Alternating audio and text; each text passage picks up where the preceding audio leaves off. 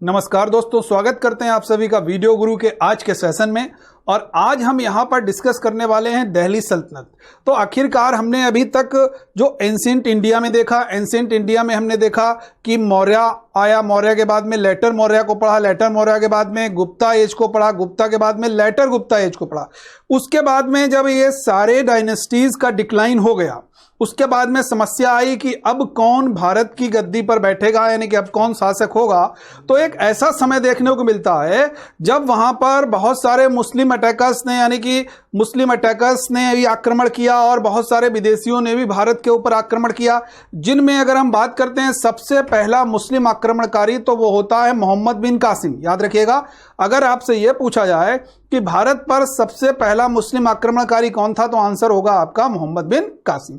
उसके बाद में लगातार मोहम्मद गौरी के भी आक्रमण हुए, महमूद गजनबी के भी आक्रमण हुए, इन सारे लोगों के आक्रमण हुए, लेकिन सभी का उद्देश्य एक ही था कि ज्यादा से ज्यादा यहां से धन दौलत लूट करके अपने देश को ले जाना। तो इन सभी लोगों ने बहुत सारा लूटपाट किया। जितने अटैकर्स थे उनमें मोहम्मद गौरी ने क्या किया, लाहौर को अपना केंद्र बनाया और लाहौर को ही केंद्र बना करके शासन को चलाने लगा। इस मोहम्मद गौरी के बहुत सारे दास थे। वो कहा करता था कि मेरे एक नहीं मेरे 1000 बेटे हैं। 1000 बेटे कहने से मतलब उसका था उसके दासों से। उन्हीं दासों में अचानक जब मोहम्मद गौरी की मृत्यु हुई तो उन्हीं दासों में उसके कुछ परमप्रिय दास थे, जिनमें ताजुद्दीन यलदौज, नसरुद्दीन कुबाचा और कुतुबुद्दीन ऐबक, ये दास सबसे परमप्रिय दासों की श्रेणी में थे।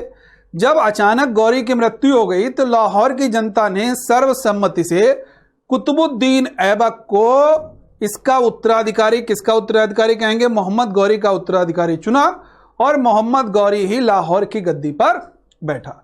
तो यानी कि जैसे ही ये मोहम्मद गौरी की जगह पर कुतुबुद्दीन ऐबक लाहौर की गद्दी पर बैठा, वैसे ही एंशिएंट इंडिया से हम लोगों ने प्रवेश कर लिया, एंटर कर लिया किसमें, मेडाइवल इंडिया में। और मेडाइवल इंडिया को हम लोग कहते हैं divided in 2 parts. The first part is Delhi सल्तनत। ठीक है, तो जैसे ही ये कुतुबुद्दीन ऐबक बना सुल्तान या राजा, तो हम कह सकते हैं कि एक नए युग की शुरुआत हुई है। वो नया युग होता है दिल्ली सल्तनत, क्योंकि we can say the medieval India divided in 2 parts. The first is Delhi सल्तनत and second is Mughal empire.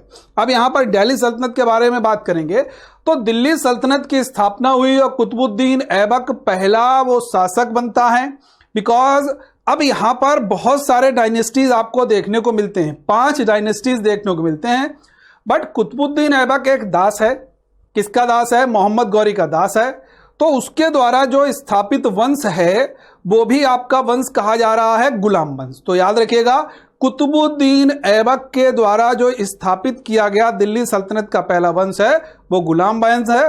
तो बिल्कुल जल्दी से यहां पर एक देखिए, एक मैप है, उस मैप के माध्यम से आप समझ सकते हैं ये दिल्ली सल्तनत का पूरा एरिया है। और ये दिल्ली सल्तनत 5 डायनेस्टीज में डिवाइड था। कौन कौन सी 5 डायनेस्टीज में डिवाइड था, जल्दी से हम देख लेते हैं। यहां पर आप देख सकते हैं, द फर्स्ट इज ममलूक और स्लेव, यानी कि गुलाम या ममलूक वंश। अब गुलाम वंश और ममलूक वंश क्यों कहा जाता है, इसके ऊपर बिल्कुल चर्चा करेंगे हम। दूसरा है खिलजी डायनेस्टी, ये 1290 से 1320 तक चला है। The third is Tughlaq dynasty, 1322 1414 तक चला है। And the fourth is Sayyid dynasty, 1414 से 1450 तक चला है। And the Lodhi dynasty was 1451 to 1526। ये पूरा आपका सीक्वेंस है। तो हम कह सकते हैं कि 1206 से लेकर के और 1526 तक, यानी कि अगर आपसे कभी पूछा जाए कि दिल्ली सल्तनत का टाइम पीरियड एग्जैक्ट क्या है, तो आप कहेंगे 1206 से 1526 तक पूरा का पूरा यह दिल्ली सल्तनत का टाइम पीरियड है। ठीक है भाई। अब यहां पर एक क्वेश्चन और बनता है कि अगर कभी आपसे पूछा जाए मैक्सिमम टाइम ड्यूरेशन तक दिल्ली सल्तनत पर रूल करने वाली डायनेस्टीज कौन है, कौन सी डायनेस्टी है, तो आपका आंसर होगा तुगलक। आप देख सकते हैं यहां पर 1322 1414, यानी कि 1320 से 1414। अब आप जोड़ेंगे तो लगभग आपको 1320 और 80 यानी कि 80 साल ये हो गया, 80 10 90 और 94 यानी कि 94 ईयर्स। ये 94 ईयर्स इन्होंने रूल किया है। तो मैक्सिमम रूलिंग यानी कि maximum ruled by which dynasty? The answer is Tughlaq dynasty. अब हम मिनिमम की तरफ जाएंगे। मिनिमम रूल्ड अगर पूछा जाए मिनिमम रूल किसने किया है, then the answer is Khilji. आप देख सकते हैं ओनली 30 ईयर्स। क्या है? केवल 30 साल तक इसने शासन किया है। तो दो क्वेश्चन आपके यहां से पक्के हो गए। अगर पूछा जाए maximum time duration ruling dynasty was in Delhi सल्तनत, the answer is Tughlaq dynasty. And the minimum ruling dynasty, the answer is Khilji dynasty. ठीक है, यहां तक आप लोगों के दो क्वेश्चन क्लियर हो गए होंगे। आगे बढ़ते हैं हम लोग। अब यहां पर आगे बढ़ने से पहले एक चीज और देख लेते हैं। ये ममलूक और गुलाम में बहुत लोग दुविधा में होंगे कि ममलूक कहा जाए या गुलाम। तो इसका जो सबसे अप्रोप्रिएट नेम निकल के आया वो निकल के आया आपका गुलाम। क्या निकल के आया? गुलाम ही निकल के आया। बिकॉज इसके जो शुरुआत था वो शुरुआत कुतुबुद्दीन ऐबक के द्वारा हुई। और कुतुबुद्दीन ऐबक कौन था? He was slave of Mohammad Ghori. तो इसका सबसे अप्रोप्रिएट सबसे उचित नाम गुलाम बंसी रखा गया। आगे बढ़ते हैं। अब यहां पर देखते हैं सीधे हम लोग कुतुबुद्दीन ऐबक के बारे में। कुतुबुद्दीन ऐबक का अगर टाइम पीरियड देखेंगे 1206 से 1210 तक उसने शासन किया है। ठीक है। दूसरा, founder of the slave dynasty यानी कि यह गुलाम वंश का संस्थापक है। And also founder the Delhi सल्तनत। यह भी याद रखिएगा। And also founder of Delhi सल्तनत। क्लियर होना चाहिए यहां तक। नेक्स्ट पॉइंट के ऊपर मूव करते हैं।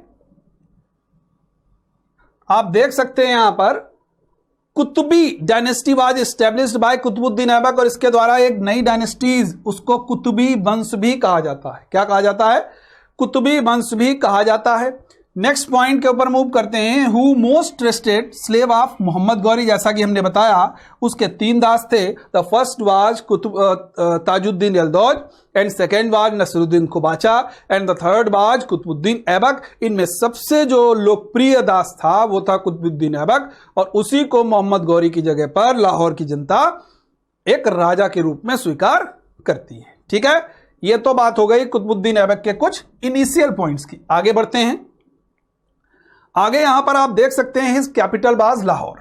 यह मोस्ट इंपॉर्टेंट है। अब एक बहुत समस्या की बात है। यह समस्या की बात है कि अक्सर पूछा जाता है, कभी आपसे पूछा जाए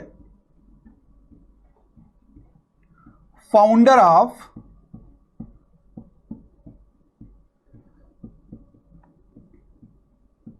दिल्ली सल्तनत। अगर कभी पूछा जाए फाउंडर ऑफ दिल्ली सल्तनत तो आंसर होगा आपका कुतुबुद्दीन ऐबक। ठीक है, यह आंसर होना चाहिए। अगर कभी पूछा जाए रियल फाउंडर ऑफ दिल्ली सल्तनत तो आपका आंसर होगा इल्तुतमिश।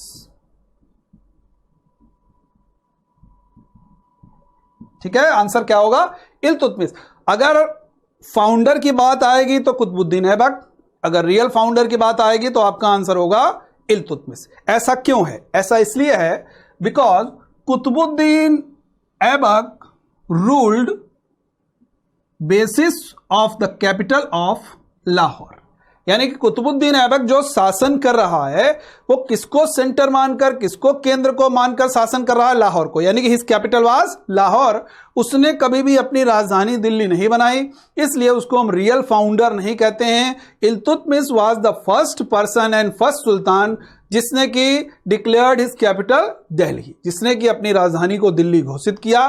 सो the real founder was Iltutmish and the founder was Qutbuddin Aibak. ये बात क्लियर हो जानी चाहिए। नेक्स्ट पॉइंट देखते हैं। अब इसके टाइटल की बात करते हैं।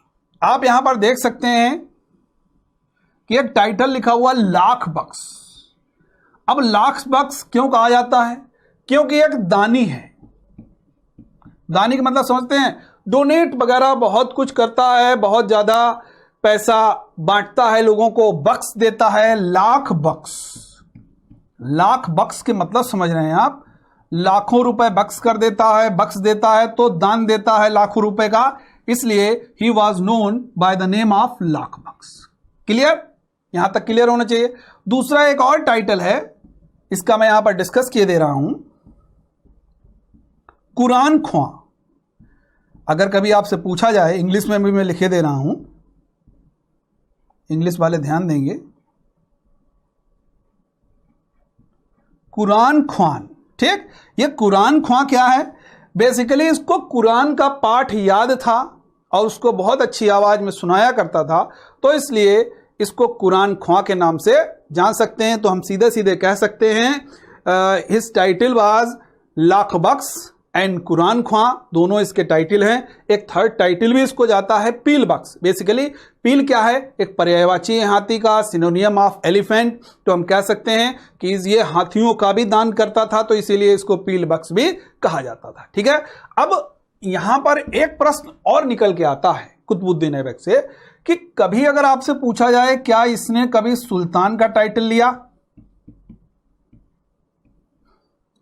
क्या कभी कुतुबुद्दीन ऐबक ने सुल्तान का टाइटल लिया? तो आंसर होगा नो, बिकॉज ये हमेशा सिपाहा सालार, यानी कि ये हमेशा सिपाह सालार की उपाधि से ही संतुष्ट रहा। ठीक है भैया, तो ये क्वेश्चन आपका एक और बन सकता है कि सुल्तान की उपाधि धारण करने वाला पहला शासक तो कुतुबुद्दीन ऐबक नहीं होगा। कौन होगा? उसका दामाद होगा इल्तुतमिश, जो कि नेक्स्ट सुल्तान के रूप में दिल्ली सल्तनत पर आसीन होता है। ठीक है, नेक्स्ट पॉइंट की तरफ हम लोग मूव करते हैं। यहां पे अब इसके आर्किटेक्चर का पॉइंट है, ही कंस्ट्रक्टेड द कह सकते हैं कुव्वत उल इस्लाम। ही established या he constructed Quwwat ul Islam. What is Quwwat ul Islam? Is a mosque. क्या है? इज अ मॉस्क्यू, यानी कि एक मस्जिद है। कहां पर है? इन दिल्ली, दिल्ली में है। एंड ही ऑल्सो इस्टेब्लिश्ड अढ़ाई दिन का झोपड़ा। अगर कभी क्वेश्चन आए व्हाट इज अढ़ाई दिन का झोपड़ा, तो आप कह सकते हैं अढ़ाई दिन का झोपड़ा ऑल्सो अ मॉस्क्यू, यानी कि ये भी एक मस्जिद जानी जाती है। यह कहां पर है? Situated in Ajmer. Most important दोनों क्वेश्चंस हैं कि अगर कभी आपसे पूछा जाए कुव्वतुल इस्लाम क्या है, कहां पर है, तो आपका आंसर होगा एक मस्जिद है। कहां पर है? दिल्ली में है। अगर अढ़ाई दिन का झोपड़ा पूछा जाए तो आप कह सकते हैं ये भी एक मस्जिद है, जो कहां पर है? अजमेर में स्थित है। ठीक है, ये दोनों पॉइंट आपके एग्जाम ओरिएंटेड बन सकते हैं। नेक्स्ट मूव करते हैं हम लोग ऐबक साहब के बारे में, अगले पॉइंट जानते हैं। यहां पर आप देख सकते हैं कुव्वतुल इस्लाम मस्जिद की बात की गई है और ऐसा माना गया है कुव्वतुल इस्लाम मस्जिद जो है is the first mosque in India. इसको भारत की पहली मस्जिद के रूप में भी जाना जाता है। This is most important for exams. ये बहुत महत्वपूर्ण पॉइंट है, इसको आप लोग जरूर गौर फरमाइएगा और इसको यहां पर आप जब देखें तो इसको जरूर हाईलाइट से आप लोग करके और जो भी नोट्स वगैरह प्रिपेयर कर रहे हैं उन पर जरूर इसको मेंशन कर लीजिएगा। नेक्स्ट देखते हैं, he also started the construction of Qutub Minar. अब हुआ क्या? इसने कुतुब मीनार का निर्माण कार्य शुरू कराया। किसकी याद में? अगर आपसे पूछा जाए Qutub Minar was constructed on the memory of, किसकी याद में, तो आपका आंसर क्या होगा? ख्वाजा कुतुबुद्दीन बख्तियार काकी। ख्वाजा कुतुबुद्दीन बख्तियार काकी बाज अ ग्रेट सूफी संत। कौन थे? एक महान सूफी संत थे। उनकी मेमोरी में, उनकी याद में क्या किया? कुतुबुद्दीन ऐबक ने एक कुतुब मीनार का निर्माण कराया। और ये कुतुब मीनार कहां पर है ये सारे लोग जानते हैं। अब निर्माण तो इसने शुरुआत करा दी, बट इसको पूरा नहीं करा पाया। उससे पहले ही इसकी डेथ हो गई। इसको पूरा कराने का अगर श्रेय पूछा जाए तो आप कह सकते हैं इल्तुतमिश। ठीक है, पूरा किसने कराया? इल्तुतमिश के द्वारा इसको पूरा करवाया गया। तो ये आपका एक महत्वपूर्ण पॉइंट बन सकता है। नेक्स्ट मूव करते हैं हम लोग, आगे देख सकते हैं आप लोग कुतुबुद्दीन ऐबक के बारे में और भी पॉइंट हैं। यहां पर आप देख सकते हैं later on Iltutmish completed the construction of Qutub Minar in 1232, यानी कि इसके बाद में जो मैंने अभी बात बताई इल्तुतमिश ने उसको कंप्लीट किया। ठीक है, अब इसकी डेथ की बात करते हैं, कैसे मरता है कुतुबुद्दीन ऐबक की मृत्यु कैसे होती है। तो मृत्यु इनकी कैसे होती है? In 1210 while playing chaugan. Chaugan means polo. Chaugan इसलिए कहते हैं क्योंकि 4 खिलाड़ी इसमें होते हैं, तो इसको चौगान कहा जाता है। पोलो खेलते समय 1210 में कुतुबुद्दीन ऐबक की मृत्यु हो जाती है। तो सीधे सीधे क्वेश्चन एक बनता है आपका कि कुतुबुद्दीन ऐबक की मृत्यु कैसे होती है, तो आप कह सकते हैं वहां पर चौगान पोलो खेलते समय 1210 में घोड़े से गिर जाने के कारण इसकी मृत्यु हो जाती है। तो यह भी आपका एक महत्वपूर्ण प्रश्न बन सकता है। नेक्स्ट मूव करते हैं हम लोग इल्तुतमिश। इल्तुतमिश के अगर टाइम पीरियड की बात करेंगे 1210 से 1236, ठीक। अब यहां पर एक और समस्या आती है। बेसिकली क्या समस्या आती है अब समझेंगे। यहां पर देखिए, एक शासक, बहुत सारे शासक हुए हैं, तो हमारा काम है एग्जाम ओरिएंटेड शासकों के बारे में पढ़ना। कुतुबुद्दीन ऐबक के बाद में भी एक शासक हुआ है जिसको कि तुर्की अमीरों ने सिंहासन पर बैठाया, लेकिन जैसे ये बात इल्तुतमिश, जो कि कुतुबुद्दीन ऐबक का दास भी है और उसका एक दामाद भी है, ठीक। तो जैसे ही ये बात उसको पता चलती है, वो तुरंत आक्रमण करता है। दिल्ली के पास जड नामक स्थान पर वो दूसरे, जिसको कि तुर्की अमीर राजा बनाते हैं, शासक बनाते हैं, उसको मार देता है और ये खुद बन जाता है दिल्ली सल्तनत का सुल्तान। तो यानी कि ये दिल्ली सल्तनत का सुल्तान बनता है, ठीक है ना। तो ये कौन है, इसके बारे में बिल्कुल अभी हम डिटेल में बात करेंगे कि इल्तुतमिश के क्या क्या अचीवमेंट्स हैं। एग्जाम ओरिएंटेड अगर हम बात करते हैं तो इल्तुतमिश के बारे में आप देख सकते हैं, ठीक है। यहां पर लिखा हुआ है द फर्स्ट इलवरी डायनेस्टी एस्टैब्लिश्ड बाय इल्तुतमिश, यानी कि जो इलवरी वंश की स्थापना की गई। और वहां पे आपने क्या देखा था, कुतुबी वंश। यहां पर हम वंश कौन सा देख रहे हैं, इलवरी वंश। कौन सा, इलवरी डायनेस्टी की बात यहां पर कर रहे हैं, ठीक है।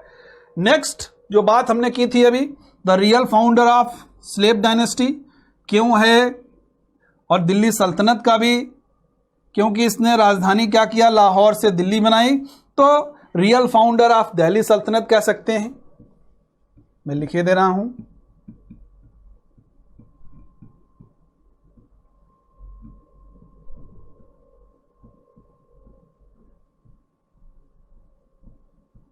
ठीक है।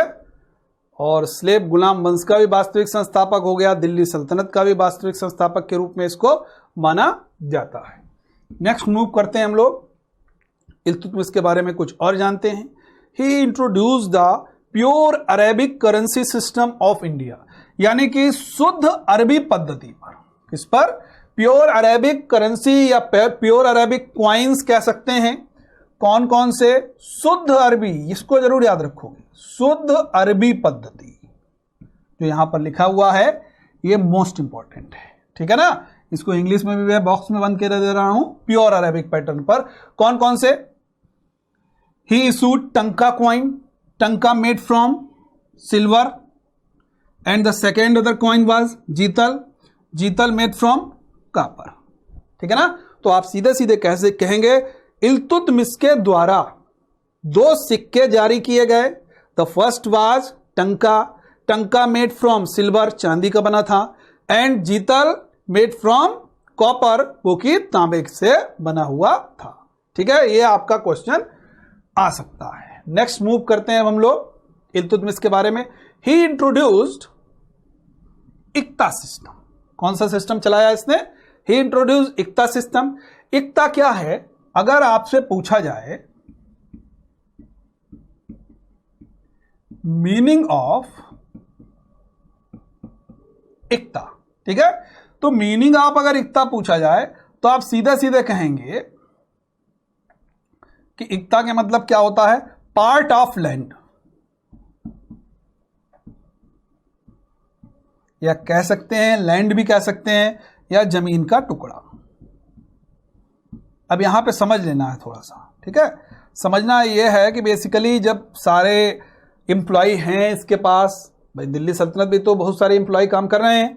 अब एम्प्लॉय काम करेंगे तो उनको सैलरी तो देनी होगी। सैलरी कैश में नहीं, कैसे दिया जाएगा, उनको एक भूखंड दे दिया जाएगा, पार्ट ऑफ लैंड दे दिया जाएगा। कहा जाएगा उनसे कि आपको इसी लैंड से अपनी सैलरी लेनी है, यानी कि इस पर आप कुछ करिए, कुछ भी खेती वेती जो भी कुछ कर रहे हैं आप करके अपनी सैलरी लीजिए इससे। मान लीजिए सैलरी किसी की 5000 है तो 5,000 जब उसने उस जमीन पर कुछ उत्पादन किया तो उससे मान लीजिए 10,000 रुपीज का प्राप्त हुए या 10,000 रुपए उससे इनकम हुई उस जमीन से, तो 5,000 तो वो सैलरी के फॉर्म में ले लेगा और जो बचा हुआ 5,000 है वो सरप्लस कहलाएगा।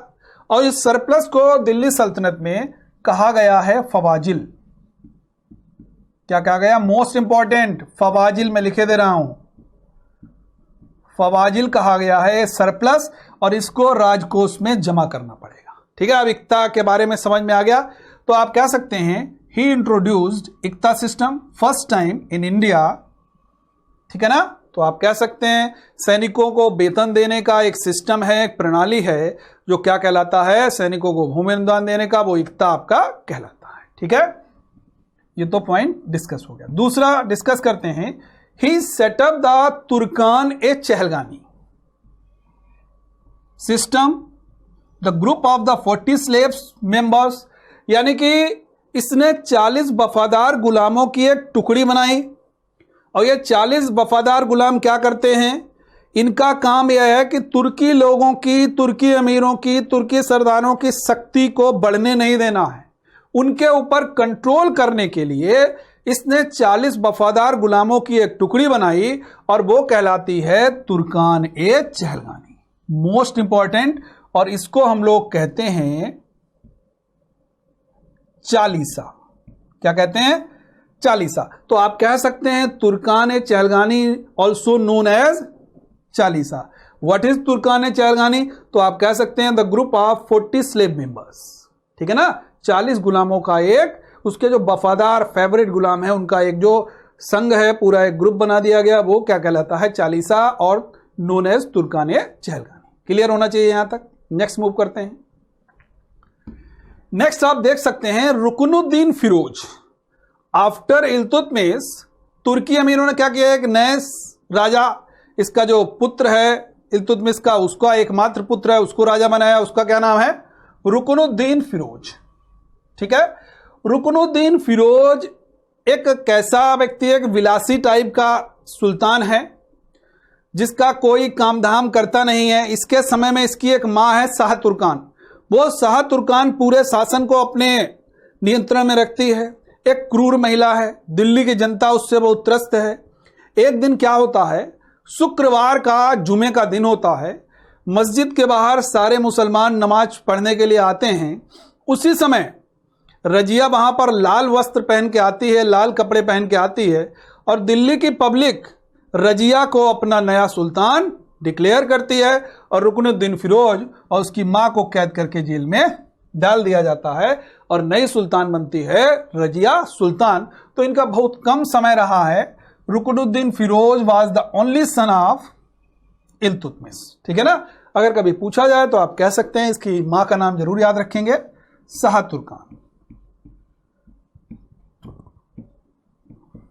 ठीक है भाई, ये मोस्ट इंपॉर्टेंट आपके लिए हो सकता है। नेक्स्ट मूव करते हैं। अब देखिए, जब रजिया को दिल्ली सल्तनत के सारे लोगों ने, वासिंदों ने, वहां के नागरिकों ने सुल्तान बना दिया, तो वो नई बन गई एक सुल्तान। ठीक है, और खासियत क्या है? She was the first and only one Muslim lady ruler in India. Delhi सल्तनत पर शासन करने वाली पहली और अंतिम महिला मुस्लिम शासिका कौन बनती है? रजिया सुल्तान। ये आपका एक महत्वपूर्ण क्वेश्चन बन सकता है। नेक्स्ट, इसने क्या किया? इसने अपने जो दरबार में, इसके साम्राज्य में एक अबिसीनिया का एक निग्रो रहता था। उस निग्रो का नाम था याकूत। पूरा नाम था जमालुद्दीन याकूत। क्या नाम था? जमालुद्दीन याकूत। इस जमालुद्दीन याकूत को एक ऐसा पद दे दिया, और वो पद था अश्वशाला का प्रधान, यानी कि जहां पर शाही घोड़े रहते हैं, और वो एक सुल्तान के बाद एक बहुत बड़ा पद माने जाता था। इस पद को इस अबिसीनिया के हबसी या निग्रो को दे दिया। उसका नाम क्या था? जमालुद्दीन याकूत। ठीक है भाई, आगे मूव करते हैं। अब यहां पर रजिया जब सुल्तान बन गई तो उसने क्या किया? उसने महिलाओं के कपड़े पहनने छोड़ दिए और पुरुषों के समान क्या किया? कबा यानी कि कोट और कुलाहा यानी कि टोपी पहन करके दरबार में आने लगी। तो आप देख सकते हैं यहां पर, discarded females clothes and held code with the face unveiled. ठीक है ना, यानी कि जो फीमेल्स क्लॉथ से उसको उन्हें छोड़ दिया और मेल के एक कबा और कुल्हा पहन करके दरबार में आने लगी। इसके बाद में एक और पॉइंट है, अल्तुनिया। अल्तुनिया कौन है? Governor of Bhatinda. ठीक है ना, भतिंडा का गवर्नर है। रिवोल्ट अगेंस्ट हर, उसने क्या किया? रजिया के विरुद्ध विद्रोह कर दिया, कैप्चर कर लिया गया उसको, और बाद में क्या किया? अल्तुनिया के साथ में इसका विवाह भी हो गया। लेकिन उसने जब विद्रोह किया था उसके बाद की ये बात मानी जाती है। आगे मूव करते हैं हम लोग। नेक्स्ट देख सकते हैं रजिया के बारे में। नेक्स्ट है, she was defeated and killed by the Bhatindas, यानी कि एक युद्ध में एक बैंडिट्स, जो बैंडिट्स के मतलब समझते हैं ना, डाकू, क्या बोलते हैं? डाकुओं के द्वारा ये पराजित हुई और उसकी हत्या कर दी गई। इस तरीके से जो इसका पूरा टाइम पीरियड की बात करेंगे तो बहुत छोटा, केवल 4 साल इसका टाइम पीरियड रहता है, और इसकी जब हत्या हो जाती है तो फिर एक नया दौर शुरू होता है, और वो नया दौर होता है इस गुलाम वंश के कमजोर शासकों का, the period of weak rulers. Weak rulers की बात करेंगे, इसका टाइमिंग है 1240 टू 1266 तक। After the death of Razia Sultan, weak rulers यहां पर सुल्तान बनते हैं। उन वीक रूलर्स में अगर हम नाम जाने, बहराम शाह, मसूद शाह और नसरुद्दीन महमूद, इनके नाम हम लोग जानते हैं कि ये यहां पर कुछ हमको कमजोर शासकों के नाम रजिया सुल्तान के बाद में प्राप्त होते हैं। लेकिन इसके बाद में जो एक सुल्तान आया वो बहुत महत्वपूर्ण है। His name was Ghiyasuddin Balban. क्या नाम है उसका? गयासुद्दीन बलबन उसका पूरा नाम जाना जाता है। अब बलबन कैसा व्यक्ति है? 66 से लेकर के 1287 तक इसने शासन किया है। बलबन के बारे में माना जाता है कि बलबन का ऐसा मानना था कि सुल्तान इस पृथ्वी पर शैडो ऑफ गॉड है, ईश्वर की छाया है। इस पृथ्वी पर रिप्रेजेंटेटिव ऑफ गॉड है, ईश्वर का प्रतिनिधि है, यह उसके द्वारा माना गया। तो सबसे पहले तो यह हम जान लेते हैं, एक इलवरी वंश, ठीक, और वो कहता था कि मैं अफरासियाब वंश का हूं। क्या कहता था? अफरासियाब वंश। स्वयं को डिक्लेयर करता था कि मैं किस वंश का हूं? अफरासियाब वंश का हूं। यह पॉइंट आप लोग याद रखोगे। बलबन अपने नाम को अफरासियाब वंश का कहता था। पूरा नाम था गयासुद्दीन बलबन। क्या नाम था पूरा नाम? Ghiyasuddin Balban. He attacked as champion on Turkish nobility, यानी कि उसने तुर्की कुलीन के खिलाफ एक विजेता के रूप में कार्य किया। और उसने तुर्की के खिलाफ विजेता के रूप में कैसे कार्य किया? बेसिकली जो हमने बात की आपसे, Chalisa was established by Shamsuddin Iltutmish. Iltutmish ने एस्टेब्लिश किया। And Balban was also the member of Chalisa. Balban कौन है? वो भी चालीसा का एक मेंबर है। And Balban abolish Chalisa organisation and declared as sultan, और वो एक सुल्तान के रूप में घोषित हुआ। तो कभी अगर आपसे पूछा जाए चालीसा का नष्ट किसने किया, चालीसा को डिस्ट्रॉय किसने किया, चालीसा को अबॉलिश किसने किया, तो आंसर होगा गयासुद्दीन बलबन। और वो खुद इस चालीसा का एक सदस्य था और उसको खत्म करके खुद सुल्तान के रूप में निकल के आता है। ठीक है, आगे बढ़ते हैं। अब बलबन के बारे में कुछ और जान लेते हैं। यहां पर आप देख सकते हैं कि उसने क्या किया था, जो मैंने बताया, Balban belong to the 40 groups of Turkish slave of Iltutmish, यानी कि जो चालीसा की बात की गई वो हमने बात कर दी आप लोगों से। ठीक है, फिर आप यहां पर देख सकते हैं, he broke the strength of Chahalgani to restore the power of monarchy, यानी कि उसने क्या किया? He break Chahalgani system, he break Chalisa, उसने उसकी ताकत को तोड़ दिया और अपने आप को डिक्लेयर्ड एज अ सुल्तान, यानी कि अपने आप को सुल्तान घोषित किया। नेक्स्ट मूव करते हैं। आप लोग देख सकते हैं यहां पर, a strong and centralised government was established bye Balban. Balban ने क्या किया? एक सेंट्रलाइज्ड केंद्रीकृत सरकार, और इस्टेब्लिश्ड, उसने एक बलबन ने एक बढ़िया शासन दिया और एक केंद्रीय सरकार की स्थापना की। ही इस्टेब्लिश्ड दीवान ए अर्ज, मोस्ट इंपॉर्टेंट है। बेसिकली ये क्यों किया? जो मंगोल अटैक हो रहे हैं, Mongol attack, basically Diwane Arz was founded to face the Mongolian attacks, यानी कि जो मंगोल अटैक कर रहे हैं उनको फेस करने के लिए दीवाने अर्ज। अगर कभी पूछा जाए दीवाने अर्ज है क्या, तो आप कहेंगे सोल्जर डिपार्टमेंट, ठीक है, या सैन्य विभाग। ये आपका यहां से क्वेश्चन मिलेगा। तो इसने दीवाने अर्ज की स्थापना किसके द्वारा की गई? गयासुद्दीन बलबन के द्वारा। आगे देखते हैं, आगे देख सकते हैं, he adopt the policy of blood and iron, यानी कि उसने कानून व्यवस्था की समस्याओं को बहाल करने के लिए रक्त और लौह की नीति, मोस्ट इंपॉर्टेंट, ये पूछा जाता है क्योंकि वर्ल्ड हिस्ट्री में भी ये नीति किसी की है। तो अगर पूछा जाए दिल्ली सल्तनत में किसने अपनाई ब्लड एंड आयरन पॉलिसी, तो आंसर क्या होगा आपका? गयासुद्दीन बलबन। नेक्स्ट पॉइंट के ऊपर बात करते हैं। He started Iranian etiquette sijda and paibos. What is sijda and paibos? Basically जो सुल्तान की गरिमा है, सुल्तान की जो रेपुटेशन है, उसको बनाने के लिए क्या किया इसने? कहा कोई भी सुल्तान के सामने आएगा तो वह सुल्तान के सामने झुकेगा। मैं लिखे दे रहा हूं, सुल्तान के सामने झुकना और अभिवादन करना, this is called sijda. Paibos, सुल्तान के पैरों में लेट जाना और उसके पैरों को चूमना, दिस इज कॉल्ड पेबोस। तो कभी भी आपसे पूछा जाए who started the sijda and paibos system in Delhi सल्तनत, the answer is Ghiyasuddin Balban. ठीक है, आगे आप देख सकते हैं। आगे देखिए, he also introduce the Persian festival Navroz. इसने एक ईरानी त्योहार में बनाया। वो ईरानी त्योहार क्या कहलाता है? नवरोज। नवरोज का मतलब है मीटिंग न्यू ईयर, एक नए साल का एक उत्सव था। बट ये क्यों इतना ज्यादा चर्चा है? क्योंकि basically this festival taken from the Iran, यानी कि एक पर्सियन है, पारसियों से लिया गया है, ईरानियों से लिया गया, इसलिए इसको इंपॉर्टेंट माना जाता है। एग्जाम में पूछा जाता है कौन सा उत्सव शुरू किया, तो आंसर क्या होगा? नवरोज।